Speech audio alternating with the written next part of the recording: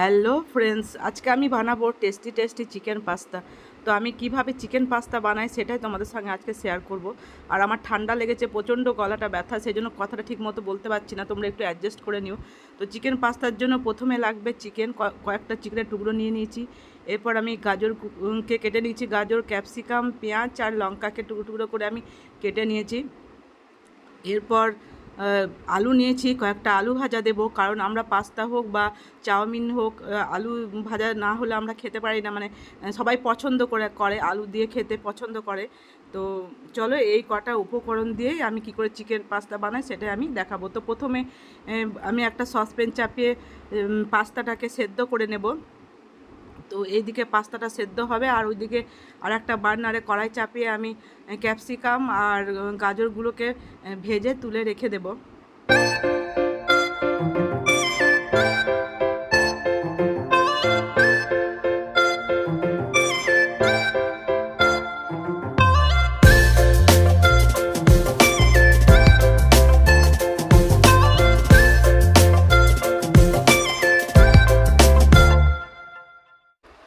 একটু লবণ দিয়ে পাস্তাটাকে সেদ্ধ করে নেব। আর পাস্তা একটু শক্ত হয়, সেটা সেদ্ধ হতে একটু টাইম লাগে। আর এইদিকে আমি ক্যাপসিকামগুলোকে প্রথমে ভেজে নেব, তারপর গাজরগুলোকে আমি ভেজে নেব। আর ওইদিকে আর একটা বার্নারে আমি একটা ছোট ডেকচি বসিয়ে দিয়েছি, মানে চিকেনটা সেদ্ধ করার জন্য, কারণ চিকেন সেদ্ধ না করলে তো আর দেওয়া যাবে না। তো সেই জন্য চিকেনটাকে 10-15 মিনিট মতো সেদ্ধ করে নেব।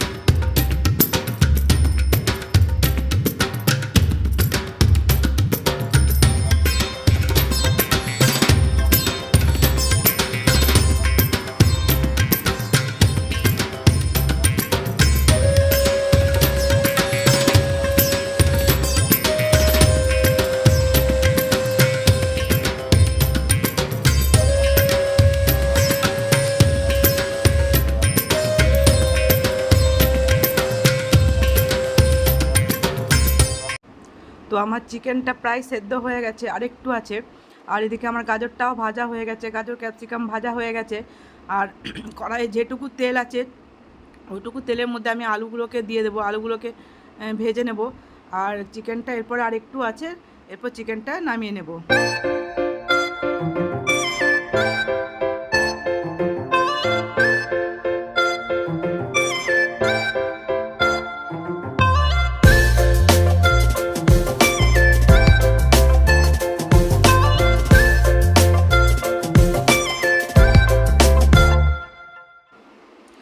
আর এইদিকে আমার চিকেনটা সেদ্ধ হয়ে গেছে, তুলে একটু হাত দিয়ে দেখলাম হ্যাঁ সেদ্ধ হয়ে গেছে।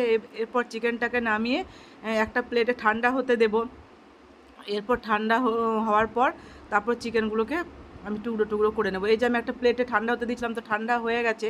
এরপর চিকেনগুলোকে ছিঁড়ে নেব আমি, যেহেতু চিকেনের ব্রেস্ট পিস আছে, তো সেই জন্য সেদ্ধ হতে একটু টাইম লাগে।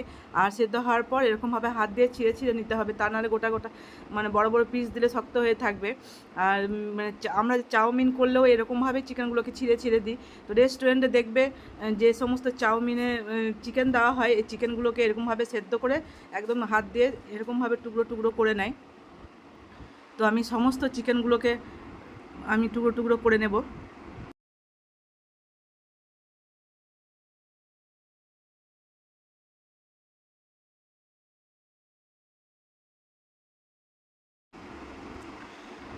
তো আমার হয়ে গেছে চিকেন টুকরো। আর এদিকে দেখবো আলুটা ভাজা হয়েছে কি না। তো দেখলাম হ্যাঁ আলুটা সেদ্ধ হয়ে গেছে, একটু ব্রাউন ব্রাউন টাইপেরও হয়ে গেছে। তো এরপর আমি লঙ্কা কুচি আর পেঁয়াজ কুচিগুলোকে দিয়ে দেবো। এবার লঙ্কা আর পেঁয়াজগুলোকে ভালো করে নাড়াচাড়া করে একটু ঢাকা দিয়ে দেবো। পেঁয়াজটা বেশি ভাজবো না, হালকা ভাজবো, মানে পেঁয়াজটা একদম কাঁচাও থাকবে না আর একদম ভাজাও হবে না, জাস্ট একটু নরম হবে, তাহলে খেতে বেশি টেস্টি হয়। তো একটু নাড়াচাড়া করে আমি একটু ঢাকা দিয়ে রেখে দিলাম। এরপর ঢাকাটা খুলে দেখলাম যে হ্যাঁ হয়ে গেছে, পেঁয়াজ আর আলুটা ভাজা হয়ে গেছে। এরপর আস্তে আস্তে আমি যে সমস্ত উপকরণগুলো আছে সেগুলো দিয়ে দেবো, যেমন ক্যাপসিকাম আর গাজর ভাজা এগুলোকে দিয়ে দেবো। এগুলোকে দিয়ে ভালো করে একবার নাড়াচাড়া করে নেব। এরপর যে চিকেনের টুকরোগুলো করে রেখেছিলাম সেই চিকেনের টুকরোগুলোকে দিয়ে আর একবার ভালো করে নাড়াচাড়া করে নেবো, যাতে করে চিকেনের টুকরোগুলো তেলে ভালো করে ভাজা হয়ে যায়।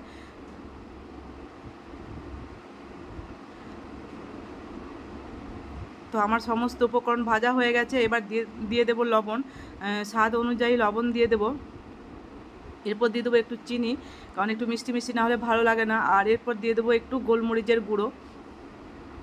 সব উপকরণগুলো আবার ভালো করে নাড়াচাড়া করে নেব, যাতে করে ভালোভাবে মিক্সড হয়ে যায়। তো এরপর দিয়ে দেবো আমি সোয়া সস, প্রায় 2 ঢাকনা মতো আমি সোয়া সস দিয়েছি। আর এরপর দিয়ে দেবো টমেটো সস।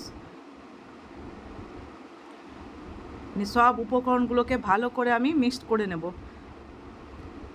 একদম উলট পালট করে ভালো করে মিক্সড করে এরপর সেদ্ধ করা যে পাস্তাটা আছে সেই পাস্তাটা দিয়ে দেব। তারপর সমস্ত উপকরণ দিয়ে পাস্তা দিয়ে একদম ভালো করে নাড়াচাড়া করে নিতে হবে। আর গ্যাসটাকে মিডিয়াম রাখতে হবে, খুব হাই করলে চলবে না। মিডিয়াম গ্যাসটাকে রেখে ভালো করে নাড়াচাড়া করে নেব। তো দেখতে পাচ্ছ এত সুন্দর কালার হয়েছে, দেখতেও খুব সুন্দর হয়েছে আর খুবই টেস্টি। এরকম করে বাড়িতে বানিয়ে খাবে, খুবই ভালো লাগবে, একবার খেলে বারবার খেতে ইচ্ছা করবে। তো আমার চিকেন পাস্তা প্রায় রেডি হয়ে গেছে। এবার আমি গরম গরম সবাইকে সার্ভ করে দেব। আর একটুখানি আমি হাজবেন্ডকে চামচে করে টেস্ট করতে দিয়েছিলাম, তো বললো দারুণ হয়েছে খেতে।